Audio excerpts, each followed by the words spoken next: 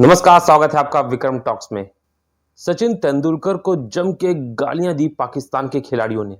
जी, आप ये सोच रहे होंगे कि आखिर मैं कब की बात कर रहा हूं और कैसी बात कर रहा हूं, क्योंकि सचिन तेंदुलकर को लगभग 8 साल हो गए हैं इंटरनेशनल क्रिकेट से संन्यास लिए हुए। ऐसे में अभी ना तो पाकिस्तान के साथ भारत कोई सीरीज खेलता है, ना ही कोई मेल मिलाप होता है जिस जहां पे सचिन तेंदुलकर को गाली देने की बात। तो चलिए आपको बताता हूं। उससे पहले अगर फेसबुक पे देख रहे हैं तो पेज को फॉलो लाइक कर लीजिए, और यूट्यूब पे देख रहे हैं तो चैनल को सब्सक्राइब कर लीजिए, क्योंकि यहीं पे आपको हर एक जानकारी पूरे विश्लेषण के साथ मिलेगी। चलिए अब आपको बताते हैं कि द ललन टॉप जो एक यूट्यूब चैनल है, उस पे मोहम्मद कैफ ने इंटरव्यू दिया है। उसमें उन्होंने जिक्र किया 2003 वर्ल्ड कप सेंचुरियन। जी, आपको बता दें कि ये याद होगा कि 2003 में भारतीय क्रिकेट प्रेमियों का सपना टूटा था। वर्ल्ड कप के फाइनल तक हम पहुंचे थे और शानदार तरीके से पहुंचे थे। वहां पे ऑस्ट्रेलिया के हाथों में बड़ी हार मिली थी। याद होगा आपको किस तरीके से रिकी पॉन्टिंग ने शानदार शतक और 300 से ऊपर रन बन गए थे, जिसको हम चेज नहीं कर पाए। लेकिन 2003 की बात मोहम्मद कैफ ने करते हुए बताया कि जब सेंचुरियन जो कि साउथ अफ्रीका का मैदान है, वहां पे जब इंडिया और पाकिस्तान का मैच हुआ।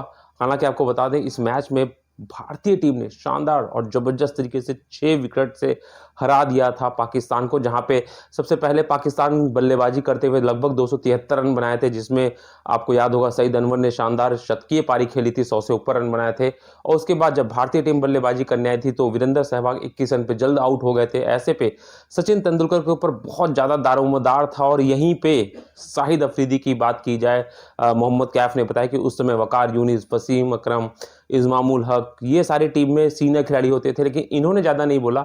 लेकिन तौफीक उमर की बात की जाए या जो नए युवा पाकिस्तानी खिलाड़ी थे, चाहे वो विकेट कीपर हों, वो सचिन तेंदुलकर को बहुत गाली दे रहे थे। और ऐसी गाली नहीं कि जहाँ पे तू तड़ाक हो रहा था, बल्कि माँ बहन तक की इन्होंने साफ कहा कैफ ने कि माँ बहन तक की गाली दे रहे थे। और ये सब चीज़ जान रहे थे, वकार यूनिस भी जान रहे थे, वसीम अकरम भी जान रहे थे, इज़माम भी जान रहे थे, लेकिन उस समय नहीं रोक रहे थे। क्योंकि आपको याद होगा कि वर्ल्ड कप में इंडिया और पाकिस्तान का मैच कितना प्रेशराइज वाला होता है।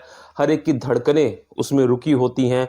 किस तरीके से जो धड़क एक गेंद के साथ एक धड़कन चल रही होती है। और ऐसे में उस प्रेशराइज मैच में अगर सचिन तेंदुलकर ने उस समय 98 रन, जी हाँ 98 रन की पारी आपको याद होगा मात्र 75 गेंदों पे खेली थी, जिसकी वजह से ही भारत आसानी से वो मैच जीत पाया था। और उस पारी में 35 रन की अहम पारी मोहम्मद कैफ ने भी खेली थी और दोनों के बीच में लगभग 100 रनों की साझेदारी हुई थी।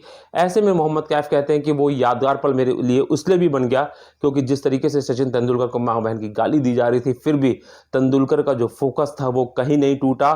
तेंदुलकर का ये मानना था क्योंकि वो उस समय मैदान पे देश के लिए खेल रहे थे, तो उससे बड़ी कोई चीज नहीं थी। और अंत में जीत उनकी हुई, क्योंकि ना तो वो डरे, ना तो वो प्रेशर में आए, ना ही उनके ऊपर उनका कोई असर हुआ, बल्कि 98 रन की शानदार पारी खेली। और आपको याद ही होगा कि किस तरीके से शोएब अख्तर को मारा था। हालांकि शोएब अख्तर ने ही उनका फिर विकेट लिया था, कैच आउट हुए थे और सेंचुरी नहीं पूरी कर पाए थे। कहीं ना कहीं थोड़ा सा मलाल रहता है कि अगर शायद वो 2 रन और बन गए होते तो उस जीत में सोने पर सुहागा हो जाता है। लेकिन कहा जाता है ना कि खिलाड़ी के लिए शतक अहम नहीं होता। सचिन के लिए तो वैसे भी शतक अहम नहीं था, बल्कि मैच और मैच जीतना अहम होता है, क्योंकि उन्होंने भारत के लिए हमेशा मैच जीतने के लिए तवज्जो दी, जिसके लिए उन्होंने हर एक चीज को झेलते चले गए।